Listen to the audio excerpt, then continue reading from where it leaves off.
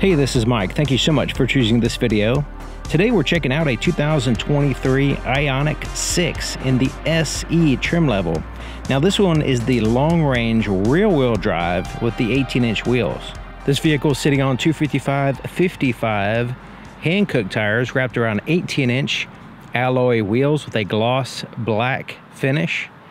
It also has four-wheel disc brakes with ventilated rotors in the front, solid rotors in the back, but it also has regenerative braking, which I'll explain when we get inside the vehicle.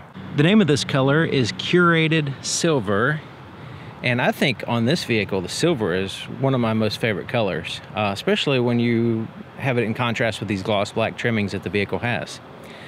So it is like a little metal flake silver color. It's not like super duper special color, but it does look nice. So here in the front, it has these pieces right here are the grille shutters that open and close when the vehicle needs cooling. Other than that, it's completely enclosed in the front to give you that 0.22 here in the United States coefficient of drag. So it's very aerodynamic vehicle. Probably one of the most aerodynamic for a production vehicle. Now there's parking sensors across the front, and they're kind of blended in to this black strip right here in the front. You can see them kind of, those little circles there. Also, you have this square area right here, which is gloss black. That is the radar adaptive cruise control sensor. Just below that is these little pixels right here, just for looks right there. Now the IONIQ 5 has these little pixels in the front, but they light up when the vehicle's charging. This one doesn't do that. The headlight housings have these little pixels here. Some of them are just for looks, and some of them serve for the daytime running light and turn signal here. These amber ones, these amber lights. Now the headlights are an LED projector system for the low and the high beams. So you have the outer two is the low beams, and the inner two is the high beams primarily.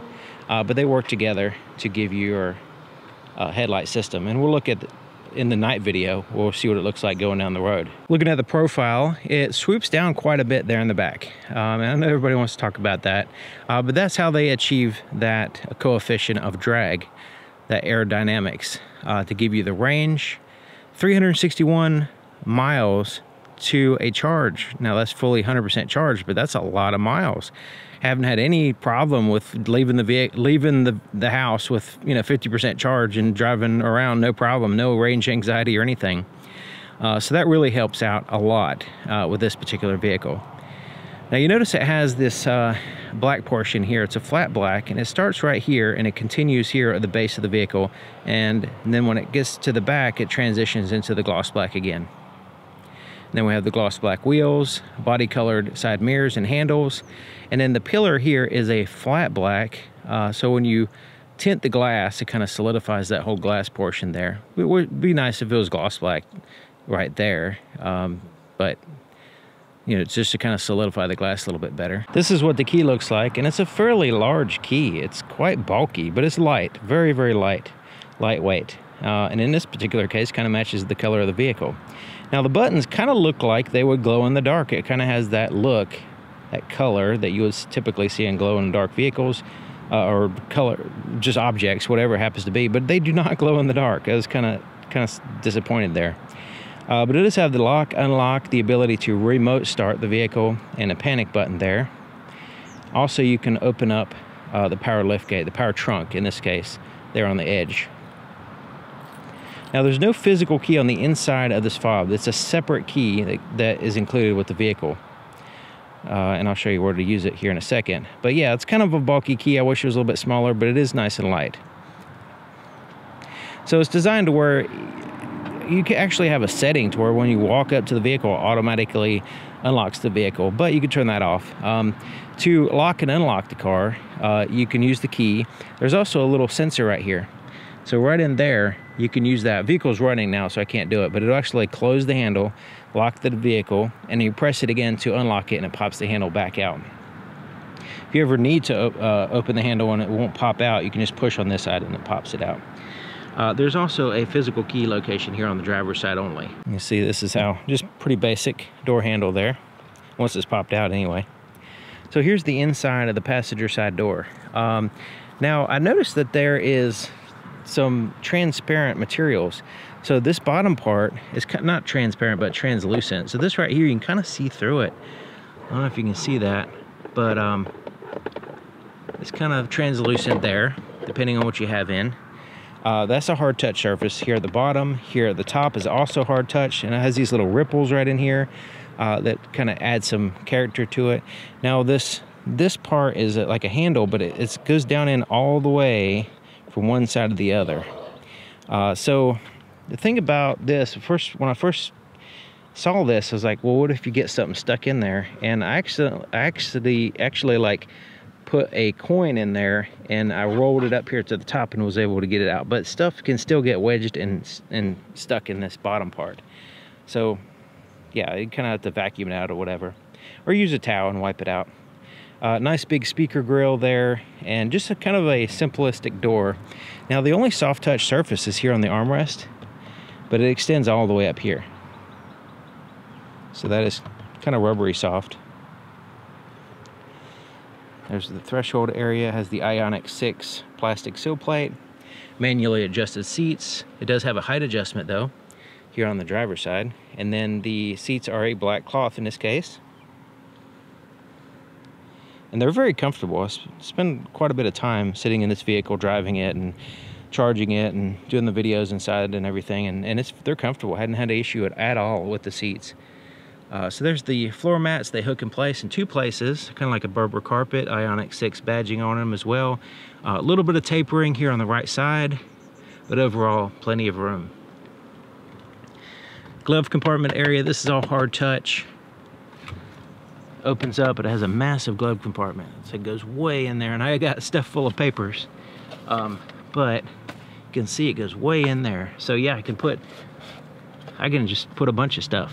Really impressed with the size of the glove compartment. So yeah, and it kind of has a soft landing as well, and it's smooth plastic on the inside. It has this little quick access part right there, so you can put stuff. And also another useful compartment for the driver and the passenger is that center part. Nice wide open space here. You can put a bag, purse, whatever you want right in there, and it kind of is contained by these, once again, translucent side panels there. We have more of these ripples here in this hard plastic area, and check out the vents, kind of sleek design. The dash is kind of rubbery soft, non-reflective, rubbery soft type material, and you have these little pieces that stick out here. In other markets, there's actually no side mirrors. They have like a little screen and a camera instead of a side mirror, but in this case, it's just that. They just kind of leave that there.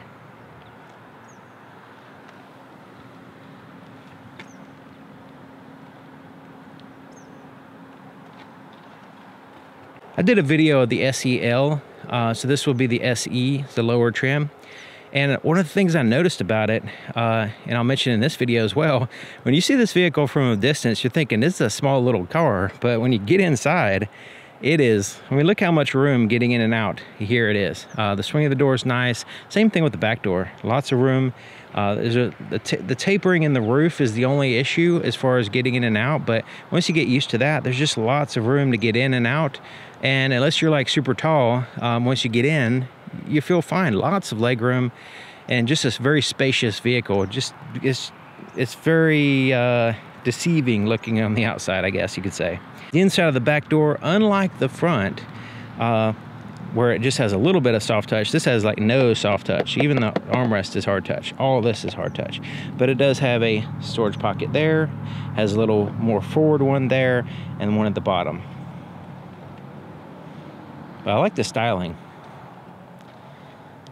There's the threshold area, cloth bench seats here in the back. It does have the latch system for car seats, which are just kind of hidden in that little crack there. Armrest with cup holders. You can flip that up out of the way. Now these seats do fold down. There's latches in the trunk that you have access to, and you can fold these seats down and add to your cargo space in the trunk. Check it out, completely flat floor. Absolutely awesome legroom here in the the back seats. Now it has the net pockets on the back of both front seats, hard touch surface on the back, and then the net pocket keeps things in place. And then you have 2 USB-C charge ports and a little storage cubby just below it.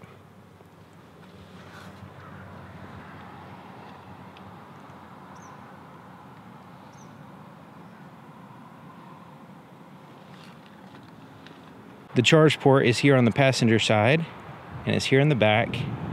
And when you press right here, it opens up when the vehicle is unlocked. When you have to unlock the vehicle to do that. And it has a dual way to charge it, basically. It has the DC fast charging, and then you can charge it level 2 or level 1 here at the top. And so basically, the thing about this vehicle, it can accept up to 350 kilowatts. So it's like one of the fastest charging vehicles on the market right now. But I charged it with a 150 kilowatt system, and it was fast. I mean, fast enough for me. And it has a little charge indicator right here. So as it's charging, gives you little status bars there. You can close the door here. You can also press that to, if you want to release the charger. So sometimes it'll lock, and you have to have the key to unlock the vehicle. But you know, if you need to release it, you will have to unlock the vehicle or push this button. But you will need the key in order to get the. If you have the setting, it depends on the setting. Is what is really the confusion here. You can have a setting to where it just doesn't lock it, the charge nozzle, but highly recommend that you do, especially if other people can have access to your vehicle. All right, so let's go ahead and close this. So it kind of closes and seals up. So looking at the back of the vehicle, before we do that, actually, right here is a shark fin antenna. And it looks gloss black, but it's actually a translucent type plastic. You can see in there. Hopefully you can see in there. You can see a little electronics and stuff, which is kind of neat. I don't know if you can see in there, but yeah, it's kind of neat that you can catch it at the right angle and see the little antenna and stuff in there. But check it out, it has these 2 spoilers here in the back. That swooping down, for whatever reason, it needs to be broken up with these spoilers. So it has these ribs, has little pixels there in the spoiler and the gloss black one, and then it has a little deck lid spoiler here at the bottom. And the brake light is integrated into this black one, which looks really cool. Gotta check out my night video. And then the tail lights are fantastic, and there's something to kind of subtle design feature that I kind of overlooked until I saw the vehicle and was looking at it. You can see this little hollowed out portion there. I don't know if you can notice that. Right in there, it's kind of hollowed out, and it kind of looks pretty cool, the way they kind of hollowed that portion out. And that's right above these taillights, which go from one side to the other, and they're these pixelated lights. So yeah, very impressive lighting system on the new Hyundais. Now this right here is a reflector. That's a reflector. Just below it is the reverse lights. So those are not lights down there. But the parking sensors are across the back here in the black portion, just like the front, where they're blended in. And you see the transition between that flat black to the gloss black here. Backup camera is in a perfect position. It's kind of high up, integrated into the vehicle. It's not tacked on where the tag is or something. It's in the center, you know, close enough to the center to help to be symmetrical and have a good visibility since it's in that location. So that's good. So this one has the power trunk. So all you have to do is push this button and it'll open it up for you. It has carpeting on the underside, and you can lower it by pushing one of those buttons, or both. One is to lower it and lock it, one is to just lower it. If you need to release the trunk manually, there is a little little door right here that you can take off and pull a little strap in order to release the trunk manually.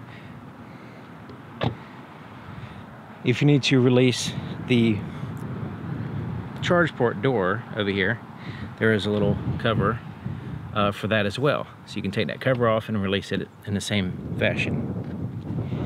Okay, so this trunk I think is pretty good size for the type of vehicle it is, the sloping down and all that stuff.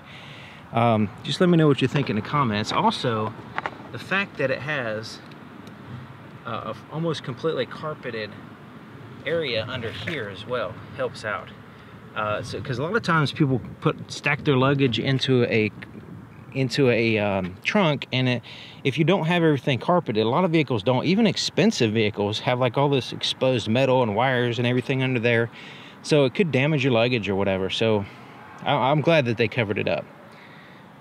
All right, so we have little latches here and here for lowering the seat so you can add to your cargo space. But yeah, I think it's lots of room. I think it's an adequate trunk. You can fold the seats down one or the other, so it's a 60-40 split.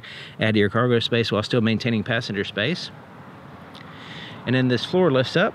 It's kind of a flimsy floor, but it lifts up and has an additional storage space here. And there is the charger. It will charge the vehicle, but it comes with a 110 charger, so it takes a long time to charge.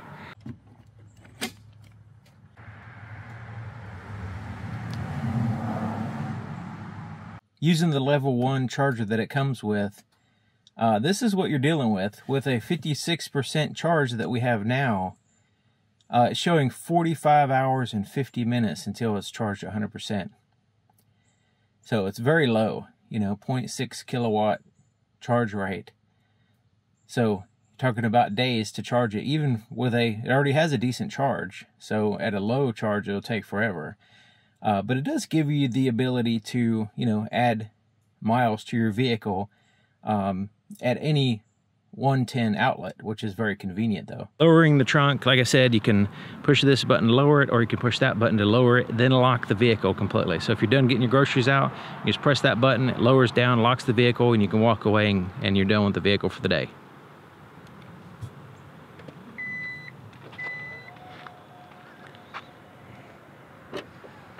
It is up. As long as you have the key inside the vehicle, just hold the brake and press this button, and it's going to start it up, and now it's ready to drive.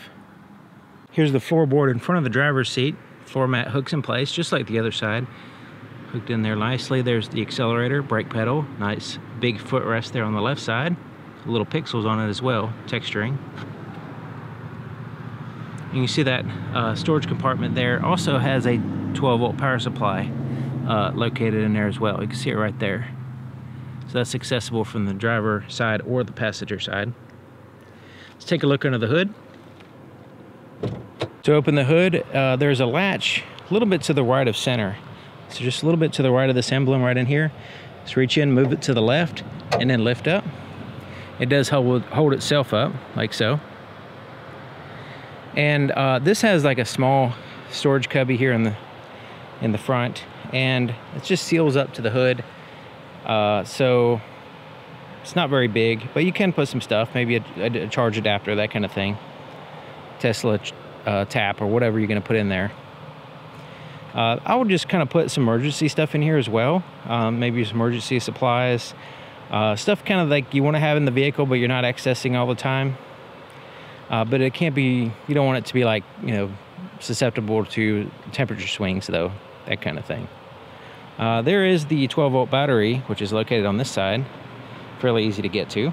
The blind spot detection system and rear cross traffic alert system has a little indicator here on the side mirror on both sides, and it'll light up if there's a vehicle in your blind spot, or if there's a vehicle coming either way and you're backing out of a parking space. That's the rear cross traffic alert. So the inside of the driver's door is just like the other side, no difference whatsoever. Since the controls are inside the vehicle instead of on the doors, that's the way it is.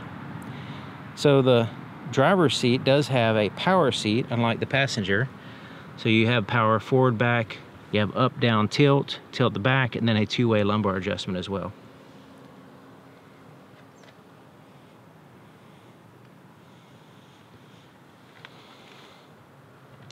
Now to the left of the steering column, there's a few buttons here. You have the electronic parking brake, which this automatically, once you put it in park, will automatically engage. Dimmer switch for the interior gauges, release the power trunk, release the charge port cover. Traction control, we can turn that off. I highly recommend that you don't do that unless you really want to spin tires and stuff. And then the side mirrors are adjusted here. Just pick a side and adjust with that little pad. It also has a tilt and telescoping steering column that you can lock in place right here. I'm sitting in the driver's seat and I'm 6 feet tall, and I have the driver's seat all the way down and all the way back to show you the potential legroom here. Feel like a toddler because I could barely touch the brake pedal, and it's just way too far back for me to drive safely. So yeah, if you're over 6 feet tall, no problem as far as the legroom up here. All right, so let me pull myself up so I can reach everything. And check out the steering wheel. It is a like a simulated leather wrapping is what it feels like, and it's completely open here at the bottom. It just has 2 spokes, one on each side here, a little bit of a grip stitched there on the inside, and I like the way it's just open. You can kind of like grab it right there and steer and just kind of cruise and give you a lot of options there as far as gripping at the bottom. And when I'm driving, you know, that's what I do, is kind of like hold it there, just kind of cruise it on the highway or whatever. And has this really handy button right here, this drive mode button. Because since this one is the long range, it has the Eco, we'll go ahead and push it, Eco, Sport, and Normal.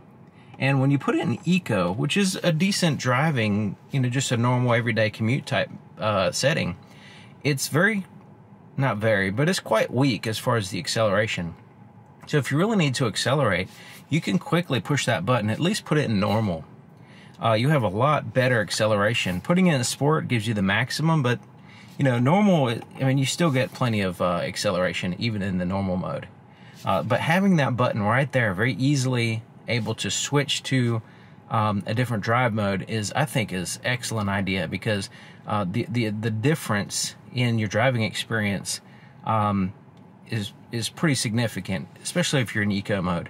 So if you need to quickly go out of eco mode so you can get some acceleration, you can quickly do it, and then you can go right back into eco mode very fast. So having that drive mode button is great idea. So here on the right side is the volume for the radio, and it has like this little scroll wheel, and has a little texturing there, but it's not rubberized, so sometimes you accidentally press in too hard on it to get a grip on it while you're rolling it, and it mutes the radio. So if they were to rubberize that, that would be nice. So this would be your phone button, so you can answer calls or hang up with the same button there once you pair your Bluetooth phone. Voice recognition. Mode will be your audio source. This is to change to the tracks or radio station, depending on what you're doing. This star is like a wild card. You can set it to do whatever you want in the settings. Here on the left side is the cruise control setting. So you turn it on here, set the speed, resume is pushing in. So you can go up and down, or you push into to resume. Now when it's turned off, all you have to do is push that one button, and it turns it on and sets it all in the same button. And then you can adjust the speed, pause and resume there. Cancel, resume, that kind of thing. You can set the distance between you and the vehicle in front of you there, which is the adaptive cruise control. Lane keep assist, you can turn that on here. And then this button corresponds to the screen. We'll get to that in a minute. Same thing with this scroll wheel right here. And then you can press in on that as well to make selections. It does have these paddle shifters, and they don't serve as paddle shifters. They serve to help adjust the regen braking. So when you let go of the accelerator, it's going to, if you have the regen braking higher, then it's going to slow the vehicle down while using that extra inertia energy to recharge the battery. When you have it lower, you can set it towards just coasting. Now, if you press and hold this right one, it will go into automatic mode, which I think is, if you don't want to mess with the regen, you just want to drive the vehicle, put it in automatic mode. That is just an excellent setting that they have. It works really good. It is not, it adjusts it depending on what driving conditions you're in. So if you're closer to other vehicles and bumper to bumper traffic type thing, it's going to give you more regen. So, but if you're out on the open highway and you're just flying, then it's going to give you less. So it's really, really good. It seems to work really well. All right, so there's the windshield wiper controls here. There's no automatic sensing, rain sensing windshield or anything like that. It's just a regular, does have intermittent, but a regular, more regular windshield wipers basically. So over here is the turn signal, but it also is the headlight switch. So you have the off, automatic, parking, and headlights on. It'll actually show you here on the screen what's going on, which is nice. Okay, so looking at the screen, which is also the gauges, and you notice it's quite bright. So you have the ability to go in the settings over here and turn these to black, like so. So this might be easier for the camera to pick up, so you can see what it looks like. And you can also set it to automatic, so at nighttime it'll go to black, during the day it'll be light, you know, if you want that. Okay, so this is like a non-traditional style gauge cluster here. You have the digital speedometer, which is excellent. The range, nice and big. Those are key information that you need. Now there's this little animation right here for the acceleration. So as you drive, it's like this bar gets bigger on that side. On the right side, as you drive and you use power, it goes forward, showing you how much power it's being used. When you're using the regen braking, or if you're actually braking using the brake pedal, it does have blended braking, so it's actually recharging the battery when you push the brake pedal, as well as the brake pads, the braking system. So that will appear here, coming back this way, putting energy back into the system. So that forward is using it, pulling back is recharging the system. So it gives you these visuals on that. It's not 100% necessary.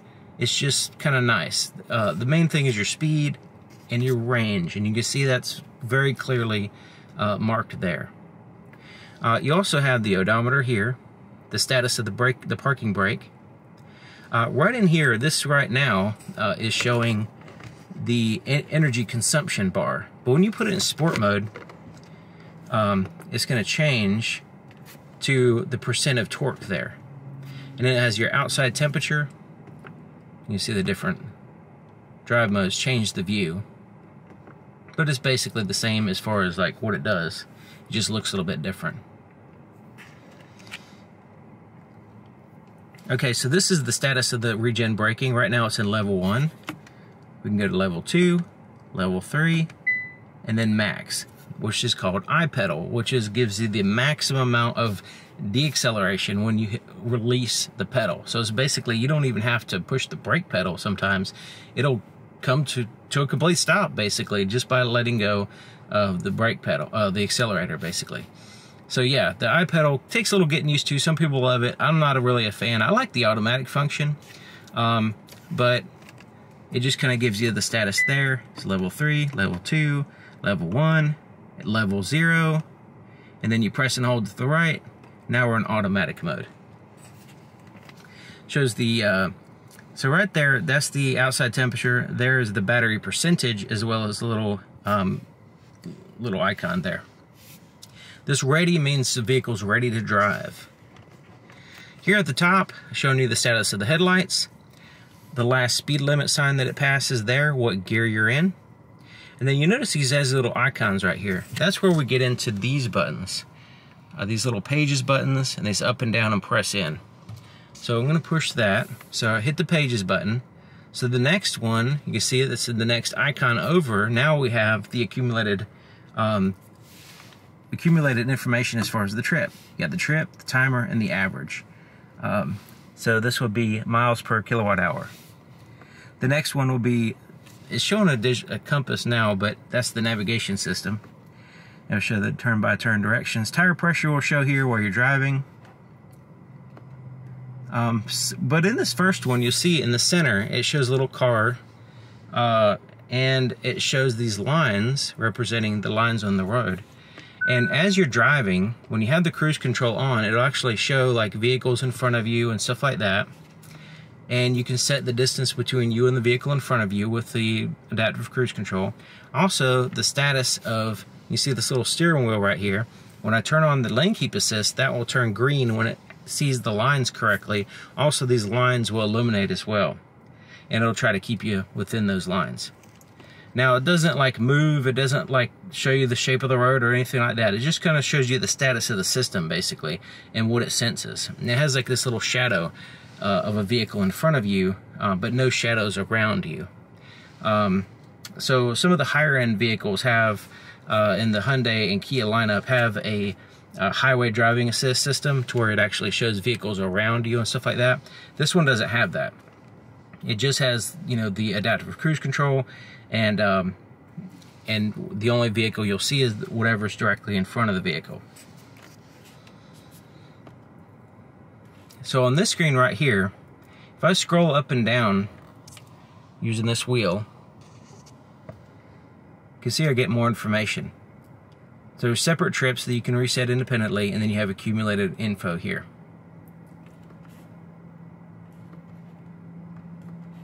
This first one, if you press and hold OK, it goes into the settings, but it appears over here on this screen. So you can see what features, if you want to turn them on or off. So it's basically a shortcut just to go over to the settings here on the screen, is all that does. So that's kind of a quick rundown of this cluster, gauge cluster, screen, whatever you want to call it. It gives you the relevant information. It's very simple, and it looks really cool as well. All right, so let's go over here to this screen. Because before we go there, actually, it's real easy to skip this. Here's the shifter, and it's kind of sticks out. And it's easy to use right here. So basically, right now we're in park, which to put it in park, we just press this button. But to put it in drive, you just turn it forward. Parking sensors are active now. Pull it back slightly to go to neutral. Go all the way back to go reverse. And when in reverse, parking sensors are active. It shows we're in reverse here, as well as here. And then you can see parking sensors and camera are active in the back. Now we do have different views. We can have a top-down view, and then we have the regular wide view there. Now the higher trims will have like a 360 camera system and all that stuff, which will also give you the blind spot cameras. When you put the turn signal on, it'll show up a camera right here showing you a blind spot. This one doesn't have that. So let's go ahead and put it in park by pressing that button. So it's pretty easy, and you can see we're in park right there. All right, so now we're going over here to this screen. So here's the home. Let's actually get to the actual home, I guess, because there's actually two homes. So this one shows the clock, date, all that stuff is cool. The weather, it shows the vehicle, the battery percentage, the range. It also has, just very faintly here on the side, it's mostly just kind of cosmetic, is the navigation map. It kind of fades into it. But this is also kind of the home button. So depending on where you're at, sometimes when you hit the home button, it'll take you here. But if you're here and you hit the home button, it'll take you here. So that's why I say there's two home buttons. You can set up your different users, as well as so you have driver 1, and then you can change users. And then right here is, you can turn the display off if you want to like just have it off or clean it or whatever. Edit home icons, and then you can also go to a QR code for the user manual of the vehicle. But the actual screen here, you can see it's that one, and that one. So it's similar to a phone in a way that has these different screens and different icons. This one is the most important, I would say, since this is an EV. It shows your battery percentage, your range, nearest charge point. Now this one is just a slow charger, so it doesn't tell you where the fast charger is. It just shows you the nearest charger that is, registered on the system. Now it gives you your range with the climate control on. It also gives the range climate control off. So that could come in handy if you're on a long trip. Now, when we hit this button, this little cog for the settings for the EV, we can set the max charge, max charging current on AC charger only. You can turn on or off the battery conditioning mode. You can buy an adapter that plugs into the charge port, and it has like a power inverter, so you can, like, while you're camping and you're doing outdoor activities, you have that. But this utility mode, it allows you to use electric power, such as interior lighting and audio and stuff like that while camping or a long stop. Now the smart regen system, you can set it to different settings here. Now it's adjustable with the paddle shifters, but you can go in here and have strong deceleration, medium, or slow or smooth deceleration when you have the automatic function turned on. So, you know, I like the slow or smooth deceleration myself. Charge connector locking mode, you can have it locked while charging, do not lock, or always lock.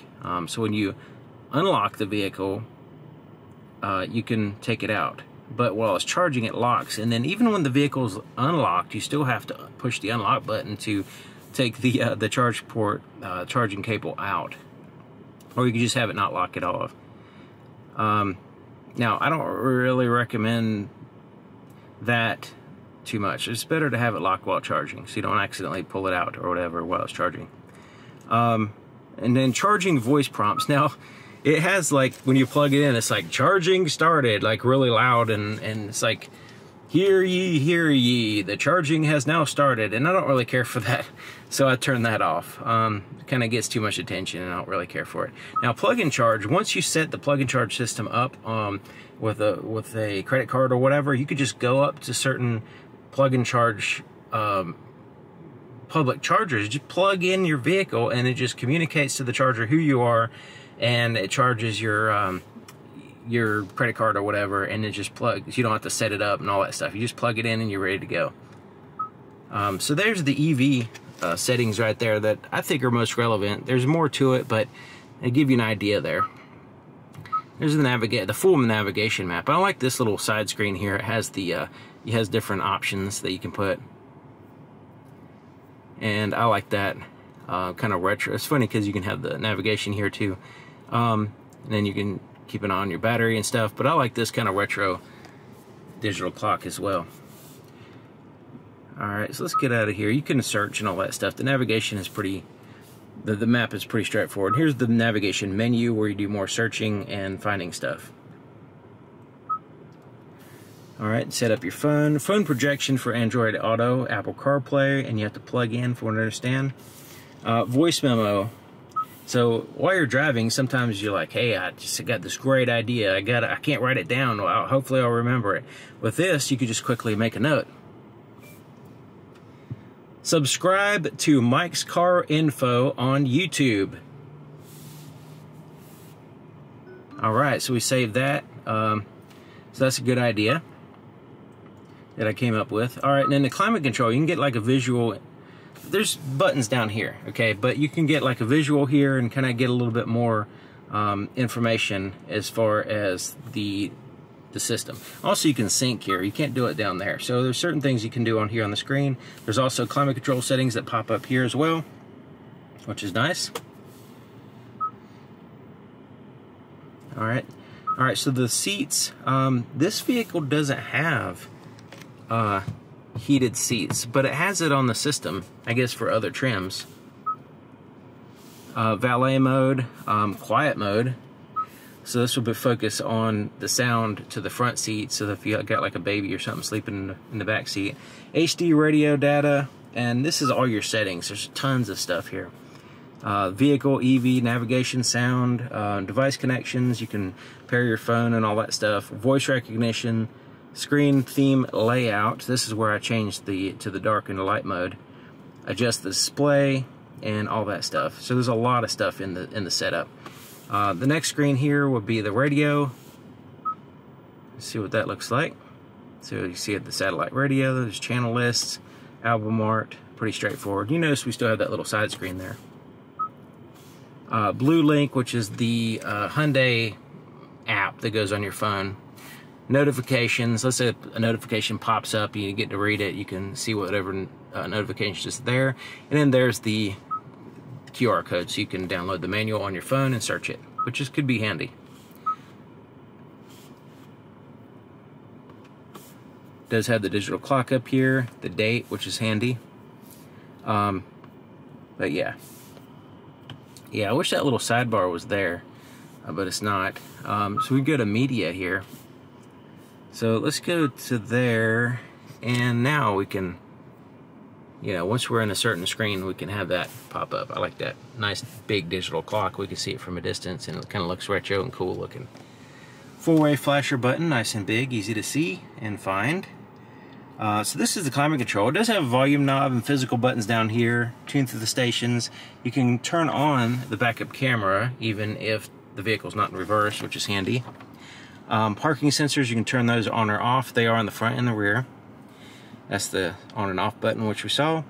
And there's the driver and passenger temperatures. Now I synced them in the screen there, and you notice there's no ability to do that down here.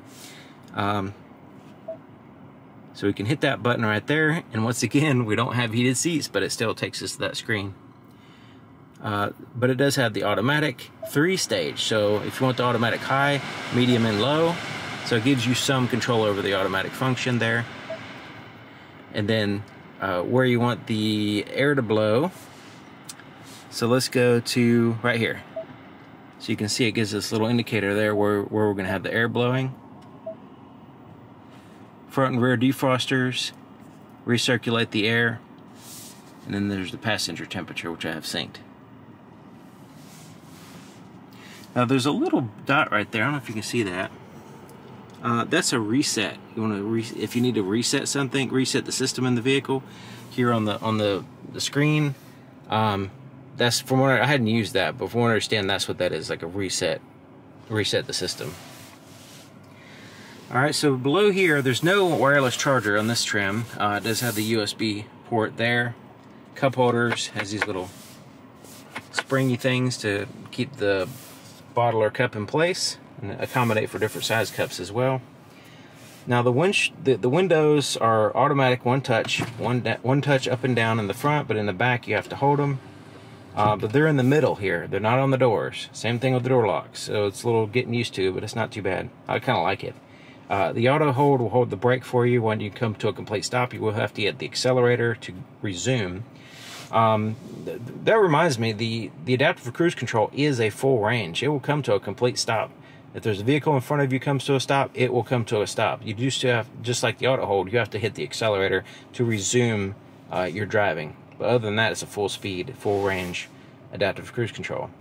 Now right here is a really good place to put your cell phone. Just kind of plop it right in there, which is nice. But it's basically like this little pocket right here. And it is, if you put change or something, it's going to slide around because it is hard plastic at the bottom. Armrest is kind of rubbery soft, but it is soft all the way from the sides, all the way around. It's not that big, so you might not want to share with the passenger. But when you lift it up, it stays wherever you let go. It doesn't flop down on you or anything. You can just kind of put it anywhere and it stays there. It kind of has like a stiff hinge, I guess. So that kind of flips up like this. Now, it does kind of get in the way a little bit for me. So when I'm getting stuff in and out, I kind of have to reach around and use my left hand sometimes. So right in here, it does have two USB-C charge ports. And I put one of my business cards in there because it's kind of like all black abyss. It has a felt lining in the bottom. Can't easily take it out right now. There it goes, I got it. So that's at the bottom. Nothing special. Actually, what I would do is probably buy some white felt or some brighter color felt to put in the bottom to kind of brighten that compartment up in the bottom, so that way when you're putting stuff in, it just doesn't look like this abyss. And the wires could go in and out of this compartment right here. So when you close this, you can kind of feel there's a little space right there. So if you need to put wires in and out to your cell phone, which might be there, you can do it. Now, if you need to connect to the Apple CarPlay Android Auto, this is where you have to do it right here. Rear view mirror has a manual day and night mode. Up here is the roadside assistance and the blue link shortcut buttons. The interior lights, the little map reading lights, they're soft touch, but you don't touch on the light itself. You touch right here and it turns it on. Same thing with the passenger there. You can turn on all the interior lights with this button. You can also have them turn on with the door if you have this activated. If you have a baby sleeping, you don't want the interior lights when you turn on when you open the door, you just turn that feature off. So that's the on light that they will turn on with the door opening. Alright, so the visors, they are a cloth, just like the headliner, just like very similar to the seats. Has a clip right here for putting your registration or whatever. Nice big mirror. The light is here, so you have to turn that on or off. If you accidentally leave it on, when you flip this up, it hits it and turns it off. This is pretty like low-tech solution to that problem. Alright, so this opens up and you can slide it. Basically the same visor on the passenger side. Looking at the visibility, just kind of overlooked my shoulder and driving the vehicle. Haven't had any problems with seeing outside the vehicle. It has a little window there and that final pillar in the back, and kind of fills in a little bit of a blind spot that would potentially be there, but really not an issue for me anyway. It does have the blind spot detection system there on the side mirrors, rear cross traffic alert. It also has the parking sensors and the backup camera and all that stuff. So driving the vehicle hasn't been an issue as far as visibility, backing out of parking spaces, or anything like that. So this vehicle has decent acceleration. For an electric car, it's a little bit less than other ones I've driven. Now this is the extended range. It's not supposed to be the performance. It's rear-wheel drive. It gives you excellent range, but the acceleration is just not as exhilarating or seat pinning as other electric vehicles that I've driven. But if you're going from a gas car or just a regular gas car to this car, you'll probably be very impressed. And it's still fun to drive, no doubt. So we have it in sport mode right now.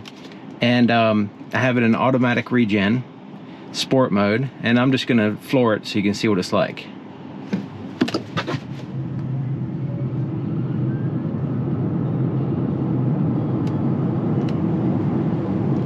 Alright, so I just backed off right around 59 miles per hour. Just to give you an idea, it has that, you know, linear, like the acceleration is not hindered by gear shifts. It's not, you know, it's instant torque and all that. It's just not as seat pinning. But it feels good. It's fun to drive. It's very acceptable, especially considering how much range you get in this vehicle. So yeah. Now, one thing that to note, since it's rear-wheel drive, it's not the all-wheel drive systems, or it's not even front-wheel drive. You have to be careful on slippery surfaces doing that kind of stuff. Now it does have the traction control and all that stuff. It's going to keep you straight for the most part if everything works right. But just kind of driving normally on drive roads especially, it's really nice, really fun to drive.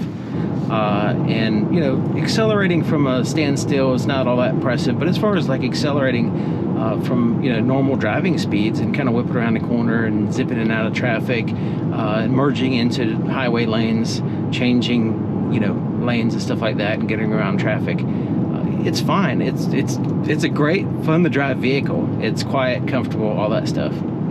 When I set up my drive mode, it's a lot better and more responsive than sport mode. Sport mode is kind of watered down compared to this. So just driving like from a standstill,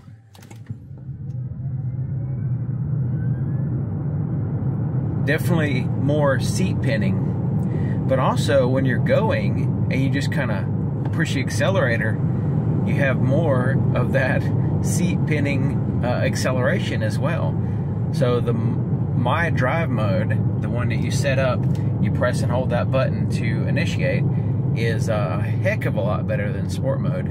So it's kind of a little secret gem there that makes the vehicle come to life a little bit more.